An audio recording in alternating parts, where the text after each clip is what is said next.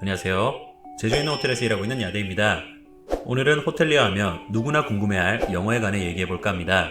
지금도 저는 영어를 잘 못하는 데다가 호텔리어를 꿈꾸는 분 중에 아마 저보다 영어 못하는 사람은 없을 거라 생각해요. 그러니 고급지고 찰진 호텔 영어 표현을 기대하고 들어오신 분들은 더 잘하는 분들 영상 많으니 따로 찾아보시면 될 것 같고, 저 같은 완전 초보자들이 어떻게 하면 영어 말문이 트일까, 이 부분에 초점을 맞추고 시작해보겠습니다. 독해나 작문이 아니라 회화에 중점을 둔 내용이니 참고하세요.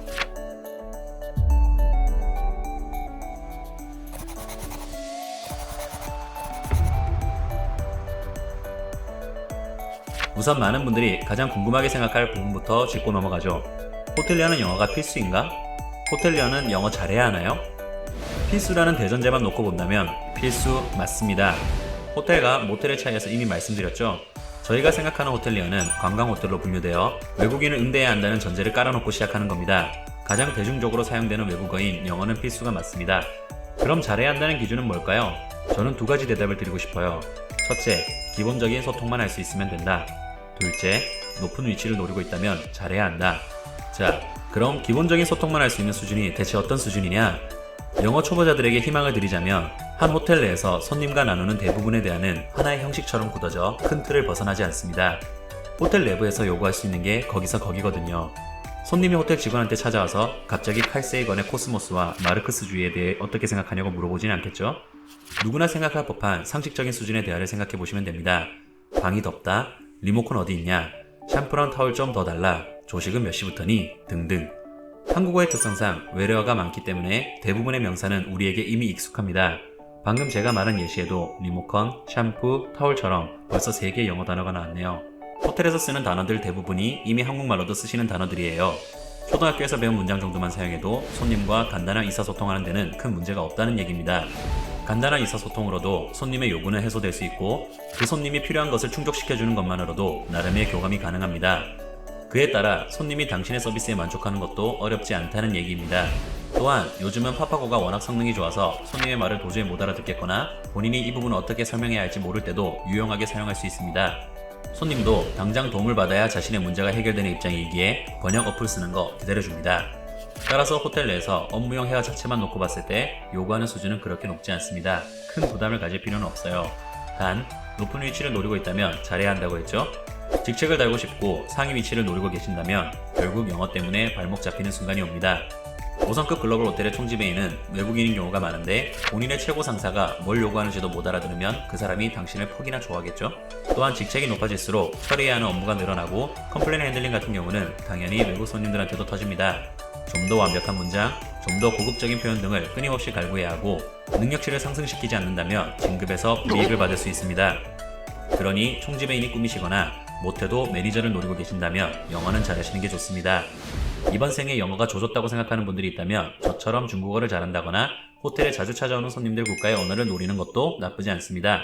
5성급 호텔에서 승승장구하기는 어려울 수 있지만 그런 언어를 노린다면 좀 더 작은 호텔에서 매니저 직책까지는 달기 어렵지 않습니다. 결국 우리가 상대하는 주 고객층은 한국인이니까요. 다른 업무 능력으로 충분히 만회할 수 있습니다. 즉, 외국어 능력은 후반부에서나 결정적인 요소로 작용하지 초반부에는 다른 업무 능력만으로도 인정받을 수가 있다는 얘기입니다. 조급하게 생각하지 말고 천천히 실력을 키워나가시면 됩니다. 자, 그럼 이제 본 주제인 제가 영어가 어떻게 늘었나를 말씀드려 볼게요. 앞에서 외래어 명사로 굳어진 영어 단어들이 생각보다 많다고 말씀드렸죠. 호텔이란 단어부터가 영어고 체크인, 체크아웃 전부 영어로 다 말씀하고 계시잖아요. 한국 사람들이 이외로 이미 알고 있는 영어 단어들이 많은데 회화에서만 꿀먹은 벙어리가 되는 경우가 많습니다. 타국가에 비해 좋은 재료를 그렇게 많이 가지고 시작하는데 왜 요리할 생각을 안 하세요? 호텔에서 영어 회화가 늘려면 일단 부딪히고 보는 게 최고입니다. 두렵다고요? 그 마인드부터 고치셔야 합니다. 지금 본인이 해외 나가서 여행 다니고 있는 거 아니잖아요. 당신이 지금 컨택할 손님은 외국인들이 자발적으로 와서 우리나라 여행을 다니는 겁니다. 당신은 해외 나가서 거기 있는 모든 직원이 한국어로 해주길 바라나요?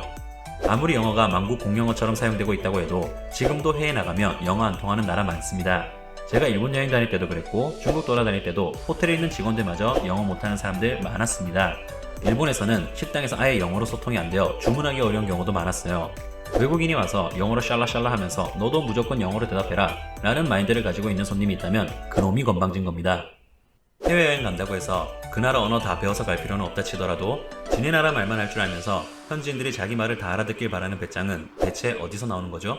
그런 생각을 가진 놈들은 국내 여행이나 다니라고 하세요. 그걸 알아들어주고 도와주려 하는 직원이 있으면 고마워야죠. 당신이 왜 죄인처럼 두려워해야 합니까? 외국 손님이 영어로 말 걸어올 때 절대 쫄지 마세요.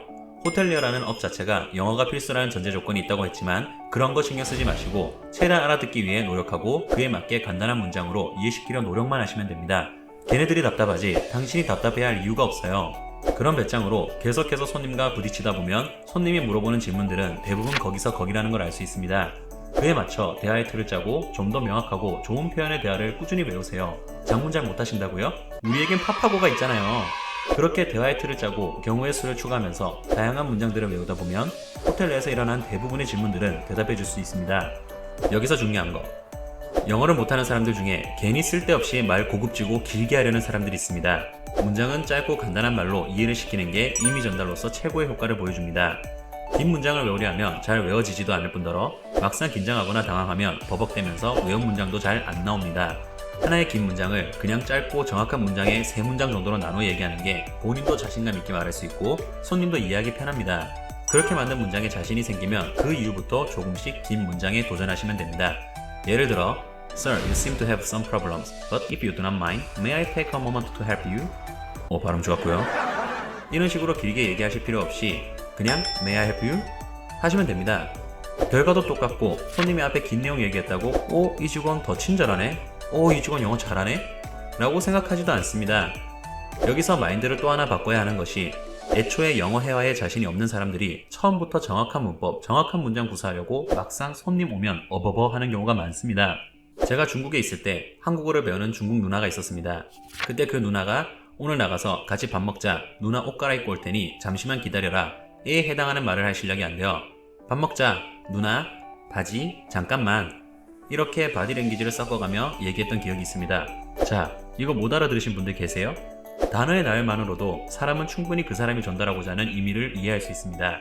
손님이 이해하는 게 중요한 거지 당신이 말을 얼마나 더 잘하느냐가 중요한 게 아닙니다. 손님도 앞에 있는 직원이 영어가 서툰데 뭔가 최선을 다해 열심히 도와주려고 하는 걸 느끼면 그 자체에 감사해줍니다. 물론 인종차별주의가 심한 손님이 올 때도 있지만 그럼 X는 대체 동양인 나라에 여행 왜 온 겁니까? 지네 나라나 돌아다닐 것이지. 여튼 제가 하는 말 충분히 이해하셨죠? 초반 회화 트이는 건 두려워하지 말고 계속 부딪히는 것보다 좋은 게 없습니다. 최대한 간단하게 답변하여 고객을 이해시키는 데 중점을 두고 점차 해결하는 사례와 경우의 수가 늘어가며 그에 맞춰 할 수 있는 문장의 수를 늘려가시면 됩니다. 자, 마인드에 대해서는 충분히 얘기한 것 같으니 그럼 실질적으로 제 영어는 어떻게 늘었나를 말씀드려야겠지요. 저는 지금까지 순수 독학으로 영어 회화를 키워왔는데 신입 시절에는 틈틈이 도서관에 가서 가장 쉬운 영어 책들, 초급 회화 이런 위주의 책들을 뽑아서 공부했습니다. 당시 저한테 가장 많은 도움이 된 게 3030 시리즈인데요. 처음 회화 트이는데 이만한 책이 없는 것 같아요. 자, 이 책 서두에 나오는 질문을 한번 해볼게요. 나는 소년이다를 영어로 하면 I am a boy. 바로 생각나시죠? 그녀들은 소녀들이다 를 영어로 하면 정답은 They are girls입니다. 너무 쉽다고 여기는 분들도 있을 테지만 그녀들은 소녀들이다가 나는 소년이다 만큼 바로 떠오르시던가요? 독해나 작문에 그토록 많은 시간을 투자한 한국 사람들이 저렇게 쉬운 문장 하나 만들려고 하면 순간적으로 멈칫하는 게 대부분의 현실일 겁니다. 이 저자는 한국 사람들이 가지고 있는 이러한 문제점을 정확하게 짚고 있고 그에 대한 해결책을 제시한 책이라고 볼 수 있어요. 복잡한 문법 고민할 필요 없이 직관적으로 연습할 수 있고 1일차, 2일차 나누어져 있기 때문에 하루에 많은 양을 처리해야 한다는 부담감도 없습니다. 딱 한 개의 주제만 정해놓고 적혀진 문장을 영어로 생각하며 그게 맞는지 확인해보면 되는 구성입니다. 그러다 보면 저절로 쉽게 간략하게 말하는 문장들이 나오게 되지요. 그리고 이건 후배한테 배운 꿀팁인데요. 후배는 지나가는 사소한 모든 환경 하나하나를 외국어로 바꿔보는 습관이 있었습니다. 진짜 이것만 한 게 없어요. 예를 들어 일반 사람들은 하늘에 구름이 떠있네? 이러고 그냥 지나가잖아요. 그 친구는 Clouds float in the sky 라고 그 상황에 맞춰 문장을 만들어 보는 겁니다. 참고로 그 친구는 5성급 글로벌 호텔 4군데의 이력서를 넣어 전부 붙은 능력자며 나사에서 인턴한 경력이 있을 정도로 대단한 스펙을 갖추고 있었습니다. 이런 영어 능력이 저런 사소한 습관에서부터 나온다는 거 아시겠어요? 이 습관이 너무 멋있어서 저도 생각날 때 틈틈이 노력합니다. 호텔리어가 쓸 법한 고급지면서도 쉬운 표현 배우는 것도 이 후배한테 정말 많은 도움을 받았습니다. 그리고 이건 제가 중국어 배우던 당시에 쓰던 방법인데요. 새로운 단어나 문장을 외우게 되면 그날에는 반드시 그 단어가 들어간 문장을 만들거나 문장 통째로 쓰시는 습관을 들여야 합니다. 예를 들어 덥다라는 단어를 배웠으면 지나가는 사람들한테 안 더워도 덥다는 문장을 자연스럽게 만들어내야 한다는 겁니다. 겨울이라면 오늘 운동을 했더니 더웠어요 라는 식으로 계속 현 상황에 대입해 배운 단어와 문장을 써먹어야 한다는 거죠. 저는 영어를 독학하던 당시 외운 단어와 문장을 지나가는 외국 손님에게 무조건 써먹었습니다. 전혀 상관없는 상황에도 어떻게든 갖다 붙여 그 단어를 기어코 써먹으려고 했습니다. 이거만큼 기억에 오래 남는 게 없다고 생각합니다. 배운 건 그날그날 꼭 써먹으세요. 제 나름대로 영어에 눈을 빨리 뜨게 된 이유는 중국어와 영어가 어순 부분에서 나름대로 공통점이 있었기 때문입니다. 나는 학교에 간다. 我去学校. I go to school. 이런 식이었기 때문에 저는 손님한테 영어로 말해야 할 일이 있으면 우선 중국어를 먼저 떠올려서 문장을 정리한 후 그 순서에 맞춰 영어 단어로 바꿔서 얘기하는 버릇을 들였습니다. 이게 영어 쥐뿔도 모르는 제가 유학 경험이 없는 한국 애들보다 회화가 빨리 트인 이유입니다. 걔네들이 저보다 영어 공부를 훨씬 오래 했고 아는 단어도 더 많다는 거 저도 알고 걔네들도 압니다. 하지만 막상 컨택과 핸들링에 들어가면 결국 손님과 대화하며 교감을 하고 있는 건 오히려 제 쪽입니다. 계속해서 부딪힐 실전 경험과 짬밥에서 나오는 아우라가 일을 가능하게 해줍니다. 자, 앞의 내용을 정리해서 효율이라는 거에 대해 얘기해 보겠습니다. 저는 공부도 그렇고 업무도 그렇고 효율이라는 거에 큰 중점을 두는 사람입니다. 무조건 많이, 무조건 빠르기에 초점을 두는 게 아니라 어떻게 하면 최소한의 노력으로 최대한의 결과물을 만들어낼까, 이 포인트가 가장 중요하다는 겁니다. 세상은 바쁘게 돌아가고 모든 지식을 갖추기는 어렵습니다. 나보다 능력 좋은 사람도 많고 뛰어난 재능을 가진 사람도 많습니다. 그거 일일이 스펙 비교하고 싸우면 누구나 판판이 깨집니다. 그럼 불평등한 세상, 불합리한 세상, 욕하면 끝일까요? 게임을 예로 들어보죠. 보스몹이 주인공 일행 스펙보다 높은 건 누구나 아는 사실입니다. 근데 결국 다 때려잡잖아요. 바로 공략이 있기 때문입니다. 저는 일상에서 이루어지는 모든 것에 그런 공략법이 존재한다고 생각하는 사람이고 그 효율에 대해서 항상 고려하며 사는 사람입니다. 아침 먹으려고 준비하는 과정에서도 지금 냉장고 문을 연 김에 계란이랑 국거리를 같이 빼고 후라이보다는 국이 끓는데 더 오래 걸리니까 지금은 냄비를 먼저 꺼내는 게 시간을 줄일 수 있어. 냄비 꺼내는 김에 밑에서 참기름이랑 소금도 같이 빼자. 이런 식으로 일련의 과정을 최소화하는 방식을 생각합니다. 피곤하게 산다고 생각할 수 있는데 이렇게 살다 보면 생각보다 많은 시간을 절약할 수 있고 마찬가지로 일도 쉽게 가는 법을 터득하게 됩니다. 공부도 마찬가지입니다. 저는 공부를 잘하는 사람도 아니고 머리가 좋은 사람도 아닙니다. 단지 최소한의 노력으로 최대한의 결과물을 보는 효율에 대해서 끊임없이 연구하고 분석하는 걸 좋아하는 사람일 뿐입니다. 하루에 미친듯이 단어 100개를 외우는 게 중요하다고 생각하지 않고 단어 3개를 외우더라도 그 3개가 들어간 문장을 만들고 손님한테 써먹어가면서 외우는 게 더 효율적이라 생각할 뿐입니다. 앞서 얘기했듯 정확한 문장, 정확한 문법 저한테는 중요하지 않습니다.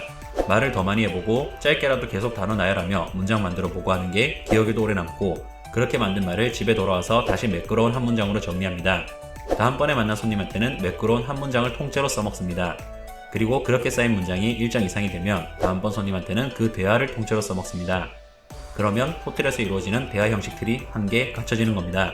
그런 식으로 대화 형식 틀을 10개, 20개 늘려갑니다. 그럼 만들어 놓은 틀 안에서 다른 상황이 벌어져도 또 다른 틀에 있던 문장을 짜집기 해서 손님을 응대하는 게 가능해집니다. 제가 강조하는 효율이라는 게 뭔지 알겠나요? 바로 연장선입니다. 베개라는 단어 하나 외웠다로 끝내는 게 아니라 아, 손님은 메모리폼 베개를 원할 수도 있겠구나. 베개 안에 들어가는 솜은 뭐라고 하지? 아, 코튼이구나. 손님이 양털이나 거위털 원하는 경우도 있겠지? 근데 우리 호텔에는 없으니까 정중하게 없다고 생각하는 문장도 외워보자.